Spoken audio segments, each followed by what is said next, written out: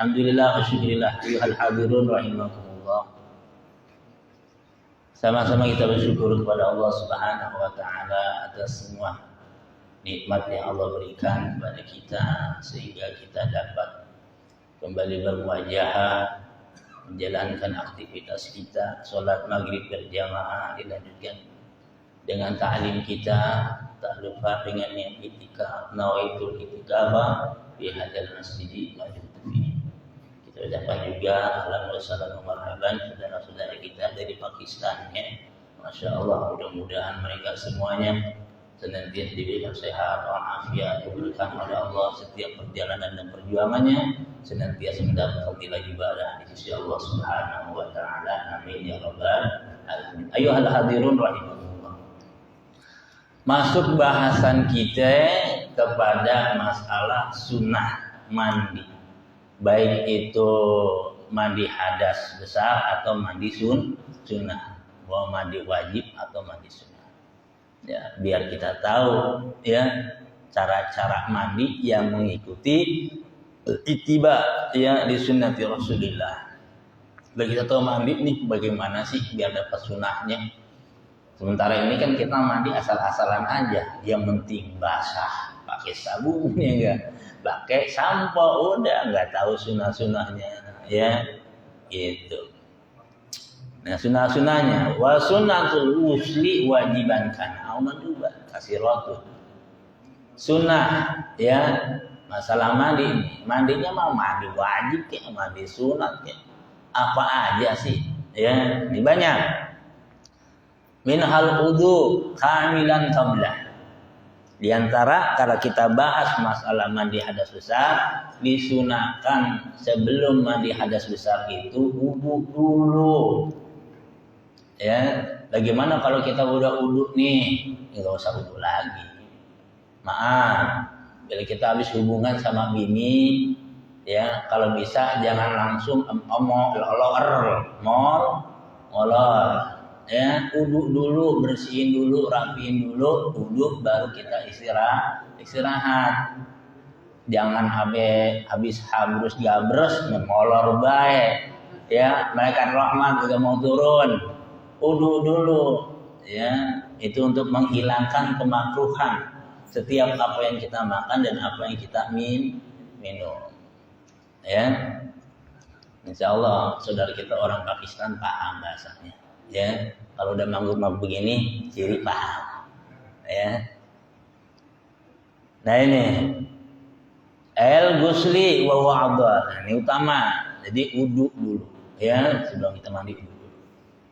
Walau tawaddo'a summa hadasa. Ya. Bila mana udah wudu terus punya hadas, udah wudu apa dia kentut, apa dia makan, ya. Qabla yagtasila sebelum dia mandi. Lam yahtaj fi tahsil asli sunnah ila i'adati. Enggak perlu lagi wudu kembali, udah cukup sekali aja. Ya. Karena udah kentut udah bersentuhan sama bini aneh. Sunnah wudu lagi, enggak perlu wudu lagi, udah cukup segitu doang. Maka ada bahasan ya kata ulama, wudu apa? Kentut kagak batal. Ya, bersentuhan sama perempuan kagak batal, ya, terus BAB buang air besar kagak batal, itu wudu apa namanya? Biasa kan wudu kan batal Pak Ustaz. Nah, ini ada wudu tapi enggak batal. Itulah wudu sunnah orang habis hubungan lalu dia berwudu. Dia enggak batal dengan sebab dia kencing, dengan sebab dia buang air besar, dengan sebab bersentuhan. Batalnya lagi bila mana dia main ronde kedua, ya baru batal wudunya. Paham ya? Nah itu namanya wudu orang yang habis hubungan sama istrinya, nggak batal pun. Karena itu memang untuk menghilangkan makruh apa yang kita makan. Kalau kita masih punya hadas besar, makruh makannya. Nasi kalau bisa ngomong ngambek tuh nasi itu. Ya, kalau bahasa kita mah sengkek lu habis main makan gua lagi loh. Memang dia juga ya minum kopi, habis main minum kopi, kata kopi ngomong dah. Enak juga habis main lu, belum wudu aja kepek lu bahasa gitu ya. Kalau bilang masih kepet, makan aja, minum aja, itu nggak boleh. Wudu dulu baru menghilangkan sifat makruh apa yang kita makan dan apa yang kita minum. Ya. Summa intajarodat janabatuh minal hadasil asghar. Ya. Kanih talama wa huwa jalisun mutamakinun nawa wudu'i sunatal ghusl. Summa intajarodat, terus ya balik lagi nih, bahasanya punya hadas lagi ya. Daripada hadas kecil mana kanih talama ya. Makanya batal wudu orang yang habis berhubungan itu dengan sebab berhubungan lagi ya. Cuma intajarodat janabatu anil hadasil asghar ya. Bila mana ini dia balik lagi ya, junub lagi janabah daripada hadas kecil, berarti batal wudunya hadas kecil tadi, karena dia ini berhubungan lagi, atau istilahnya dicontohkan keanih talama, seperti dia mimpi. Istilah itu berarti mimpinya mimpi hubungan ya, mimpinya mimpi hubungan. Bahwa jalisun mutamakin, posisinya juga istilah duduk ya, tetap nawa wuduhi sunatul ghusl, tetap dia ketika wudu itu niat wudunya karena ingin melaksanakan mandi hadas besar. Ka'ayyakula nawaitul wudu alladhi yusanu lil ghusl, aku niat wudu ya yang mana wudu ini disunahkan ketika mau mandi hadas besar. Wudu lagi itu. Jadi batalnya itu dengan sebab berhubungan atau keluar air mani. Nah ini. Jadi kalau sampai 3 ronde 3 kali wudu dong Pak Ustaz. Ya mau nggak mau deh bahasanya. Gitu. Anak kecil pora-pora budak urusan ginian. Jangan kayak dipampamin apa nih Ustaz. Jangan ya. Buat orang gak denger aja, tapi buat ilmu, semuanya itu buat ilmu. Jadi kalau itu udah gede, itu udah paham, enak. Nah, kayak gini nih, harus belajar fikih, ya. Jangan tua bangka, kawin doyan, udah besar belum bisa, malu-maluin aja. Ya, nah kayak gini nih bagus belajar. Udah mau kayak gini harus diterangin nih, ya, harus udah diterangin. Nggak usah pakai embel-embel sebenarnya, nggak usah pakai bahasa peribahasa, udah jelasin aja buat anak kecil. Ya, bahayanya ini bahaya, jinawillasin ini kalau udah begini ya, gitu. Biar jadi pengertian buat anak-anak. Khusus umur 7 tahun itu udah mulai waktu untuk ilmu. Ya, walaupun belum diwajibkan. Ya, karena semua kewajiban itu masuknya kalau sudah balik ya. Tapi kita harus menanamkan dari dasar, dari masih kecil cinta terhadap ilmu ya. Makanya kalau udah gede ya pakai berhenti ngajinya. Ini ngaji sekarang doang, udah gede kabur gak ngaji, jangan niatin dari sekarang ngaji untuk ilmu itu penting buat bekal ibadah ya kepada Allah Subhanahu wa taala ya. Sayang kalau waktu masih muda kayak gini ya, kayak mau dipakai buat nongkrong, bonjrangan di pinggir jalan ya, nggak ada manfaatnya. Umur kayak itu nih pokoknya fokus sudah ya buat belajar, mau sekolahnya kayak mau ngajinya itu jangan malas-malesan. Nanti udah gedenya baru pada nyesal. Tuh tanya sama orang tua tuh, emang begitu gak? Lah iya gua dia nyesal sekarang, tanya sama orang tua ya yang pada nyesal dulu ngaji kagak bener, mondok pesantren kabur. Kan ada ya gak? Itu mondok pesantren kabur ya, ini yang begitu dah ya.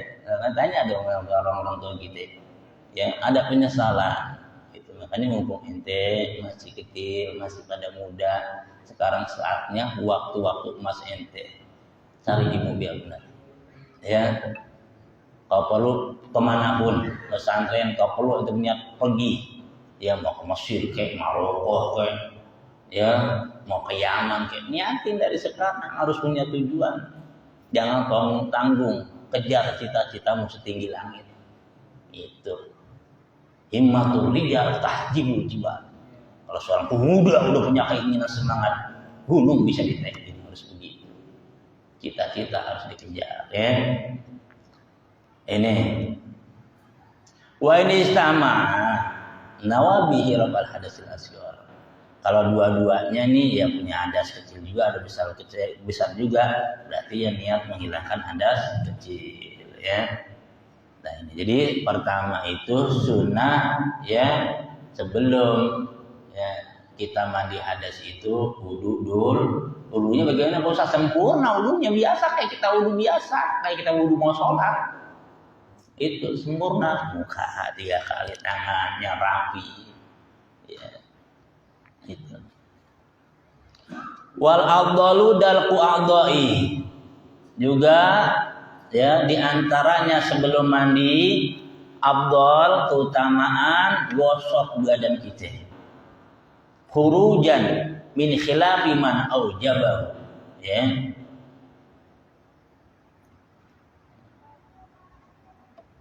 Tujuannya biar keluar dari khilaf ulama yang mewajibkan. Ya, karena ada ulama yang mewajibkan sebelum mandi hadas itu ya digosok-gosok dulu, dibersihin dulu ya badan kita, takut ada najis ya, takut ada istilahnya yang menghalangi air ke anggota badan, apalagi tukang kerja, tukang napok ya, bengkel, tukang ngecat, ya, yang berhubungan sama begituan deh, ya, tukang ituin mangsi, nah itu hati-hati, harus benar-benar diperhatiin kuku-kukunya, lagi kukunya panjang, ya, nempel di dalam sini nih, ya, kalau nggak kena, nggak samanya ada sisanya, kuku panjang, potong, ya, ngapain nyara kuku juga? Singa bukan, macan bukan, ya buku panjang banget, ngapain buku pakai diantik-antik? Ada mau jadi peramal lihat buku begini, ya di antara doa, ya sudah dijabah panjang kuku, ya atau sunnah potong kuku, ya biar pendek-pendek kukunya rapi. Ya juga manjangin kuku nggak ada sononya, nggak dapat pahala manjangin kuku. Jadi potong kuku pendek, terus ngapain panjang-panjang buat apaan? Jadi gosok, ya, karena ada ulama yang mewajibkan, sedangkan khurujul khilaf mustahab. Keluar daripada khilaf para ulama hukumnya sunnah, ya.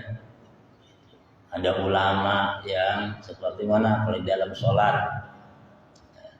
sholat seperti assalamualaikum warahmatullahi, ya, assalamualaikum warahmatullahi. Ulama ada yang mewajibkan di situ niat khuruj minas sholat, ya.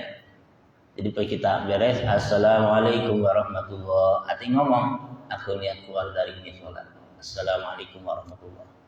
Itu karena ulama ada mewajibkan, ya banyak kan.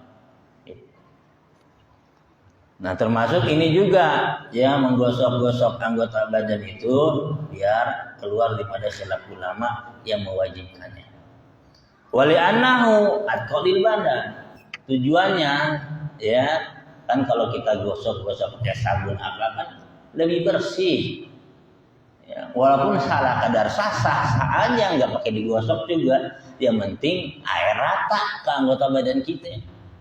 Rambut semua kebasahan, kuping semua kebasahan, anggota badan yang lainnya ya termasuk kubul-dubur semua basah, lepat-lepitnya badan kita semua basah. Walaupun nggak pakai luk, nggak pakai gip, nggak pakai sunyi, nggak pakai ini, nggak pakai sah. Ya, niat mandi hadas besar udah ratain badan dengan air jadi. Kan kalau pakai sabun lebih enak, lebih keset. Nggak pakai sampo, nggak apa-apa. Iya kan kalau pakai sampo kan rambut lebih enak, lebih fresh, begitu. Tapi itu nggak termasuk rukun sabun sama sampo. Nah sunnah tetap harus digosok-gosok, tambahin pakai sabun, gitu. Yang penting jangan pakai sabun cuci piring, ya, sabun mandi. Nah ini. Wal ibtida'u bisakil aiman min jasadi. Termasuk juga disunahkan itu mengawalinya yang pertama mana anggota badan yang kanan dulu ya mandi. Sekarang kan udah jarang pakai bak mandinya, kebanyakan udah pada ngucur. Ya mungkin kalau kamar mandi pakai shower, pakainya mandi sunat, mandi biasa, mandi wajib ya sunat kanan dulu. Ya Rasulullah SAW itu kalau mandi-mandi itu kaki dulu kadang-kadang di ya kepalanya enggak. Menurut kedokteran begitu juga. Ya kaki dulu nih kalau kita mau mandi nih pagi itu kaki dulu basahin. Jangan langsung kepala kalau mandi sunat. Ya kaki dulu kita basahin. Nah badan kita basahin. Ini kalau udah badan kena nih ada kepulan asap tuh. Ya kalau kita mandi ini pagi-pagi keluar tuh. Ya ada kepulan-kepulan itu badan kita tuh udah ada enak, nah baru pala. Nah itu takutnya pala kita mandiin ya darah naik ke atas, makanya banyak orang jatuh di kamar mandi. Ya kenapa? Ini nggak keluar asap-asapnya. Kalau gini kan asap keluar dulu semuanya, nah baru keras pala. Ya. Bagian kanan dulu fi idafatil ma'i muqaddamahu ya di dalam mengucurkan air bagian kanan yang depan dulu ya kucuri. Kalau sekarang udah pakai keran deh terus pakai shower sumal ma'akharu ba'da ifadatil ma'i ala ra'sihi salasan terus baru bagian belakang, bagian depan basahin bagian belakang ya sesudah ngucurin air ya ke atas kepala 3 kali. Wahia ba'da takhlilihi in kana alai sya'run dan yaitu mana ya ngucurin air ke kepala dari itu depannya atau gitu ya atau dipijit-pijit ya in kana alisan kalau ada rambutnya ya biar basah semua. Kadang orang rambut gondrong tebal ya gitu-gitu itu ya makanya sampo penting juga emang itu sampo juga supaya air rata. Kalau udah yakin rata sih nggak jadi soal. Prok orang dulu gitu. Kalau mandi pagi, pala keproknya kemudian prok digini-gini ya. Dikeprok. Nah itu masya Allah tuh luar biasa. Ya mandi pagi itu salah satu supaya kita awet ngorak. Ya awet ngorak tuh mandi pagi-pagi itu. Jam 3 mandi bagus. Ya. Kenceng tuh badan tuh orang kalau sering mandi pagi itu badannya kenceng, awet muda juga. Tapi kalau misalnya udah kisut Ustaz masih muda nggak itu mau dikisut gawaan itu mah nggak bisa kenceng lagi anak laki mandi pagi ya kisut mah bawaan. Wahada ba'da ghusli ala mu'attafin. Nah, ini juga sesudah ya membasuh kullu mu'attafin anggota-anggota yang terlibat. Ya, kalau muki termasuk nih, muki ini nih, ujung mata nih, ya ainun, ya hajib, ini muki di sini nih, ujung-ujungnya namanya muki. Ya, nah itu juga dibersihin juga tuh, kadang-kadang kalau ada belek, ya rapi, ya. Wah ini ketek, ketek, ya. Mandi biar rapi, apalagi yang bulunya panjang, takut nggak kesiram, ya, ketek, rapi, ya. Wal uzun, telinga, tuh. Apalagi mandi ada susah di dalam harus kena nih, bahkan diginiin air nih, kalau pakai itu serang enak, air tuh,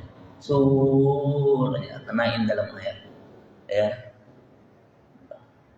Jadi rapi mandinya, ini mengaruhi mana ibadah.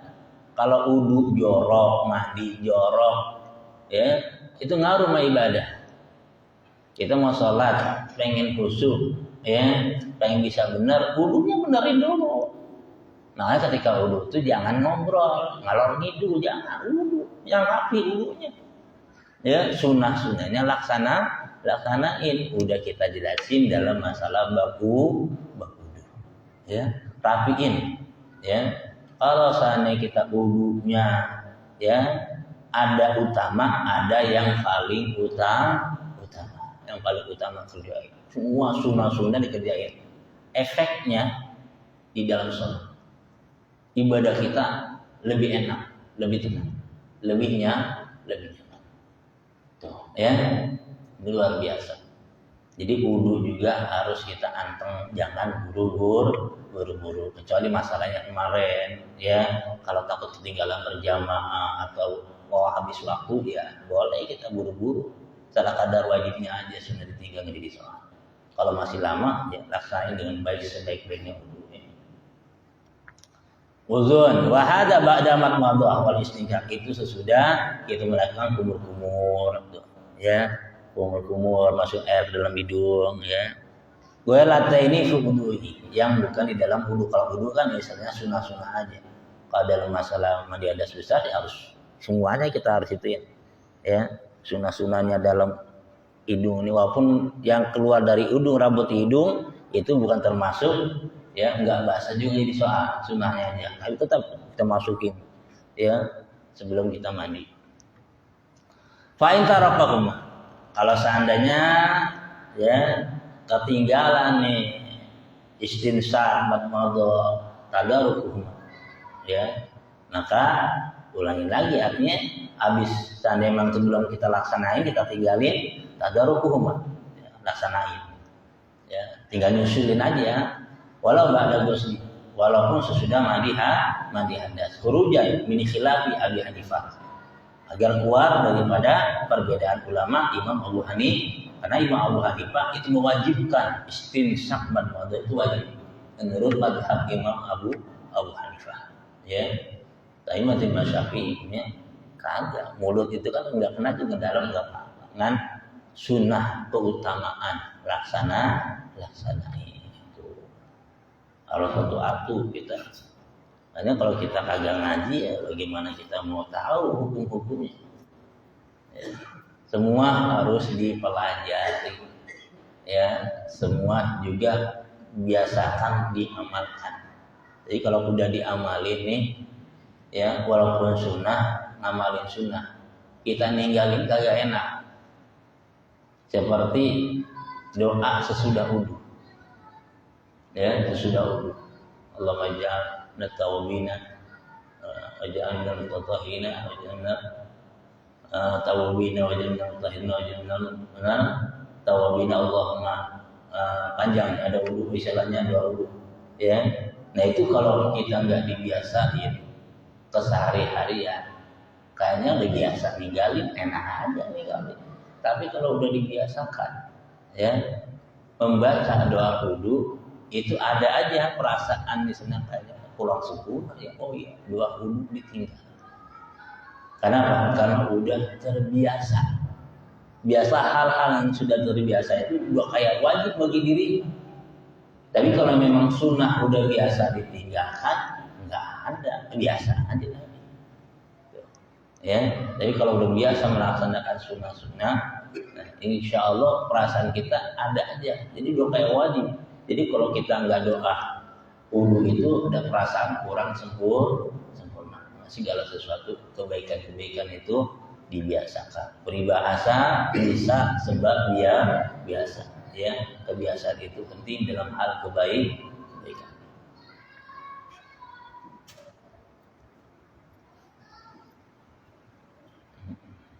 Jadi Imam Abu Hanifah mengatakan bahwa inti istinsyak dan juga matmadah itu hukumnya wajib.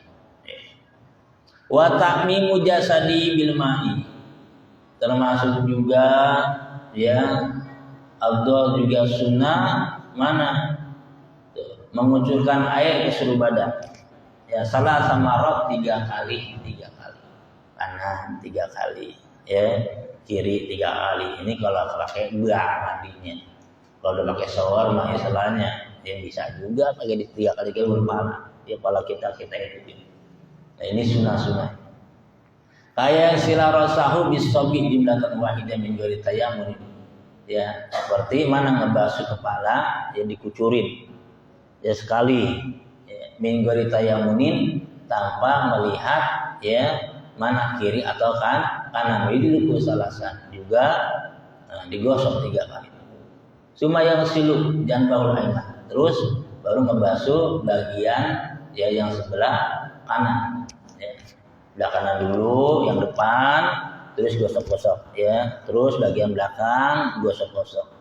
Semajan bil aisal muqaddam semal muakhar. Nah ini tata caranya ya ketika mandi hadas besar ya, kepalanya kucurin sejumlahnya pakai air ya, bagian kanan dulu, yang depan dulu ya, tiga kali udah digosok-gosok semua udah rapi, bagian yang belakangnya dulu ya, udah gitu baru sebelah kiri yang depannya dulu ya. Udah gitu wayun digosok semua ma'akharu, bagian yang belakang gosok-gosok juga ya. Terus sumasan sumasalisan tadi ya, jadi tiga kali. Nah ini tata cara sunnah di dalam kita mandi ada besar kepala kita ya, badan yang kanan depan dulu baru belakang ya, anggota kiri dulu depan dulu baru belakang ya, itu semuanya tiga kali ya sunnahnya. Wastiqbalul kiblati halakal ghusli ya, dan menghadap kiblat ketika mandi ya. Kalau bisa menghadap kiblat. Bagaimana kalau seandainya menghadap kiblat ini juga karena masukul aurat, kalau kondisinya dia nutupin aurat. Wa ila kalau nggak nutupin aurat ada yastakbiluha, nggak usah. Ya, kalau mandinya telanjang ya bebas, kulon, kalau ngidul terserah. Ya, kalau pakai kain kan sunnah. Kita mandi sunnah, mandi wajib itu bagusnya pakai kain. Ya, pakai kain buat basahan deh. Kain-kain yang jelek, yang licin, bagusnya ini. Hatta di dalam kamar mandi juga sunnah kita mandi pakai kain. Ya, keumuman udah ketahuan deh. Mandi pada telanjang rata-rata, benar nggak? Mandi pada telanjang, itu ya nggak apa-apa sih, nggak jadi haram, enggak. Yang sunahnya pakai kain, ya kain-kain yang murah-murah, yang licin udah mandi. Ya, nah ini, kalau saya telanjang nggak perlu madep kemana-mana, udah bebas telanjang. Itu keutamaan tetap pakai babasahan kata orang Sunda bilang. Ya. Dan ini para jamaah yang dirahmati Allah ya. Nah, besok dikit. Babut tayamum ya. Wa yahrum bil janabati qiraatul Quran. Nah, ini yang diharamkan ketika kita punya hadas besar itu baca Quran. Hukumnya enggak boleh ya, haram bisuruti arba'ah. Syaratnya 4. Wa ya qanu ma utiya bihi Qur'anan. Yang pertama ya, yang dibaca itu Al-Qur'an, enggak boleh. Jadi lagi kita keadaan junub itu enggak boleh baca Qur'an. Ada masalahnya. Bagaimana kalau di dalam hati? Boleh. Bagaimana kalau kita baca Qur'an niat zikir? Boleh. Ya, itu. Wa qasdul qiraah. Kedua tujuannya dia baca Qur'an. Wa qanul Qur'ani naflan. Ya, baca Qur'annya hanya dia hukumnya sunnah. Wa qanuha bil lafzi musmi'an bihan nafs. Ya, musmi'an bihan nafs. Dan juga diucapkan sehingga kedengar oleh diri sendiri. Nah, itu jadi haram hukumnya. Wa kharaja ma nusikhat tilawatuhu. Keluar daripada Quran, bagaimana Quran yang sudah disalin bacaannya, maka itu boleh dibaca. Ya, wa baqiyatil kutubil munazzah, dan selain Al-Qur'an kitab-kitab yang lain boleh dibaca. Wa qudus zikri, kalau lagi zikir boleh dibaca ya. Awal itlaq atau diitlakan, artinya zikir kebetulan di situ memang ada bacaan Quran kayak ratib, ada baca Qurannya boleh baca ratib ya. Wa qiraatul Fatihah bis sholati li faqidi tuhurain, juga bagi orang yang mempunyai ya, yang senantiasa mempunyai hadas, dia baca Quran boleh ya, itu. Di tahurain ini istilahnya ya, orang yang memang senantiasa punya terus hadas kecil, kadang-kadang hadas besar juga dia memang susah. Pakai tahurain yang senantiasa punya hadas, orang sering kencing, orang sering kentut ya, perempuan mustahadah ya. Wa ijra'ul qira'ah ala qablihi, dan juga dibolehkan ya menjalankan baca Al-Quran di dalam hati. Ini itu boleh ya, itu dibolehkan.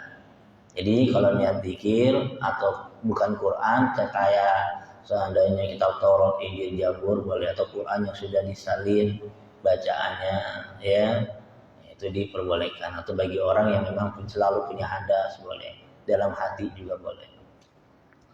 Wal muqsu, ya termasuk biaqal itu maknina, diam di dalam masjid nggak boleh, ya.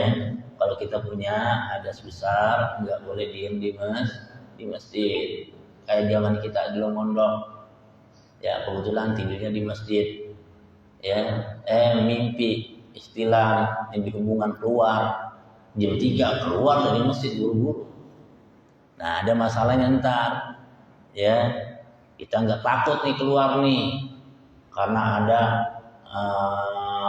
istilahnya macan, ya takut ada ular atau ada ronda malam. Nah, itu boleh kita di masjid karena ada elat. Ya, kalau nggak ada elat wajib kita buru-buru keluar dari masjid, ya. Nggak boleh. Biakal itu maknina, ukuran itu maknina, subhanallah. Ya, awit taruh duduk nggak boleh juga, ya muter. Ya, li muslimin baligin fil masjid, bagi orang Islam yang balik di dalam masjid kalau punya hadas nggak boleh dia. Ya, kalau balik doang murur, tarodud bolak-balik, ya muter. Kalau murur, ya seandainya di masjid, ya, orang punya hadas lewat, tebang numpang lewat doang, karena kalau muter itu jauh, bisa lewat masjid, akhirnya jalan tuh dia, boleh nggak apa-apa, walaupun dalam keadaan punya hadas. Kalau murur itu cuma numpang numpang di depan luar doang, boleh nggak apa-apa. Jadi kalau dia timbang dia masjid bagus ya, punya hadas, haram hukumnya, ya nggak boleh. Fir ardihi, baik di tanahnya, wajarihi, temboknya, ul hawa atau awang-awangnya sekitar masjidnya. Wala yahrumul murur bihi walau ala hani'ah, ya. Ala hainati wa in humila, dan tidak diharamkan lewat masjid lewat murur, ya walaupun lewatnya pelan-pelan, ya, nggak buru-buru, tapi memang dia mau tujuan pintu sini masuk, pintu sana keluar, pelan di jalan, nggak apa-apa. Walau posisi dalam keadaan digendong,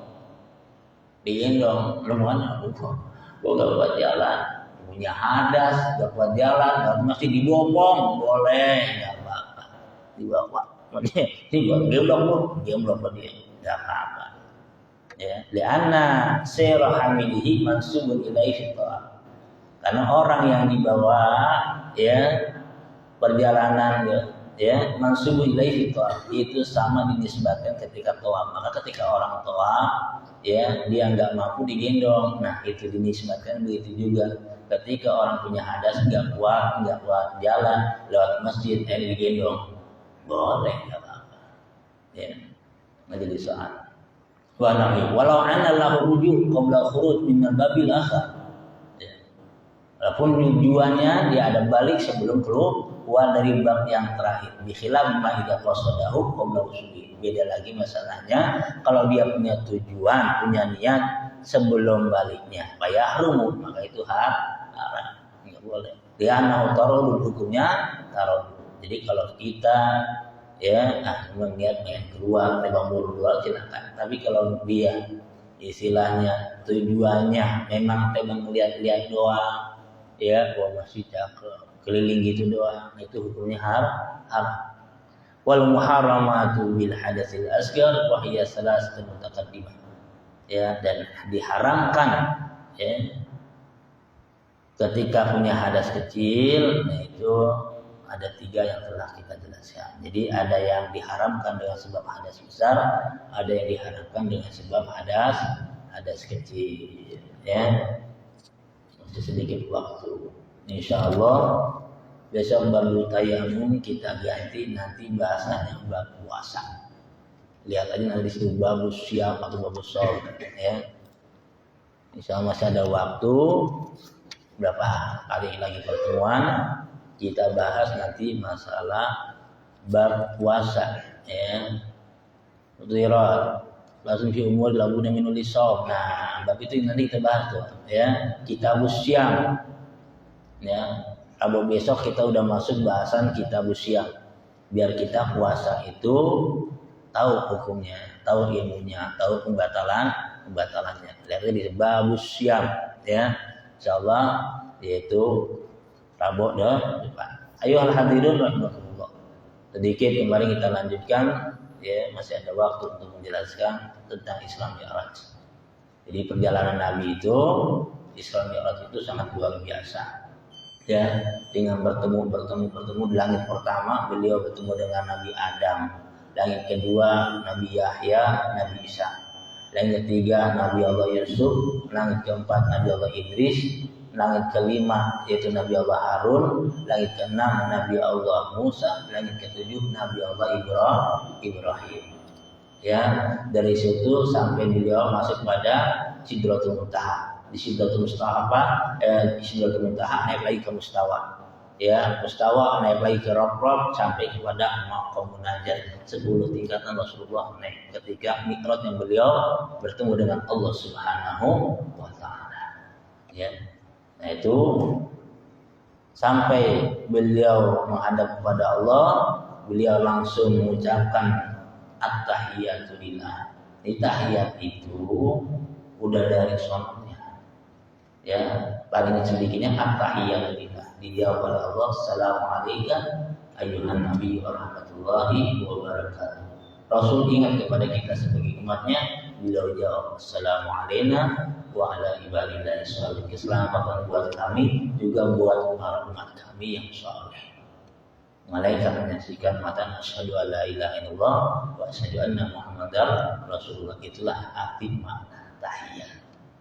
Ya, baca salawat beda lagi rukun, baca salam beda lagi rukun. Jadi dari sholat maka rugi orang yang kagak sholat. Orang yang ibadah dan sholat rugi. Semua apa yang disampaikan oleh Rasulullah, hukum-hukum syariat Rasulullah masih ada di dunia. Lalu malaikat Jibril disampaikan oleh malaikat Jibril bab puasa. Datang zakat dari Allah oleh malaikat Jibril, ya zakat. Tapi sholat langsung perintahan Allah Subhanahu wa taala dari atas langit. Langsung Allah yang memerintahkan sholat. Makanya dalam hadis qudsi Allah mengatakan bahwa aku dengan hambaku mempunyai perjanjian. Bila mana hambaku melaksanakan sholat yang 5 waktu tepat dengan waktu dan memenuhi syarat dan rukunnya, maka aku masukkan dia ke dalam surga tanpa hisab. Coba. Bila mana umatku meninggalkan sholat, maka akan aku tulis namanya di depan pintu neraka. Ya, fulan bin fulan la buddha. Ya, min ahlina. Ini anak, ini makhluk, ini manusia kata Allah, ini umat mau enggak mau harus masuk ke dalam neraka. Ditulis itu bagi orang yang tidak mau sholat rugi. Ya, di situ Allah mewajibkan 50 waktu untuk melaksanakan ibadah kepada Rasulullah dan umatnya. Nabi terima, nggak komplain. Karena Nabi orang paling di surga paling dulu.